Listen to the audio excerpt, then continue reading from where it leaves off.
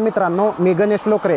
मित्रांनो, आपण पाठीमागे एक व्हिडिओ अपलोड केलता की आपल्या फार्मवर जास्त प्रमाणात उंदीर झाले असतील तर त्याच्यावर उपाय म्हणून देशी दारू आणि झिंक फॉस्फेट हा उपाय सांगितला होता मित्रांनो. पण त्याच्यावर बऱ्याच फार्मवाल्याची कमेंट्स आल्या की दादा आमच्या कोंबड्या मोकळ्या आहेत की म्हणजेच की आमचं बॉयलरचं फार्म आहे, गावरांचं फार्म आहे, तर कोंबड्या मोकळ्या आहेत तर त्यांना हे औषध ठेवलं म्हणजे त्या फार्ममध्ये उंदीर मारण्यासाठी आपण हे औषध ठेवलं तर चालतंय का?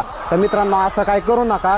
हे औषध जर कोंबड्यांनी पिलं तर कोंबड्या मरू शकतात. तर ज्यांच्या कोंबड्या मोकळ्या आहेत मित्रांनो फार्ममध्ये, त्यांच्यासाठी मी एक दुसरा उपाय सांगतो. काय करायचं मित्रांनो, आपली गायछाप असते का तंबाखू गायछापची पुडी ती घ्यायची मित्रांनो. एक 4-5 पुड्या घ्यायच्या आणि एक सुती कापड घ्यायचं. ती गायछाप त्या सुती कापडमध्ये टाकायची आणि 2-3 जागेवर असं फार्ममध्ये एक बांधून ठेवायचं साईडला, की काय होतं की त्याच्या वासाने सुद्धा आपल्या फार्ममध्ये उंदरं येणार नाहीत. आणि हेच गायछाप मित्रांनो काय करायचं की महिन्याला आपल्याला बदलत चालायचं. काय होतं की वास जर संपला गायछापचा तर वास संपल्यानंतर उंदरं येऊ शकतात. तर त्याच्यामुळे महिन्याला सुद्धा गायछाप तुम्ही बदलत चला.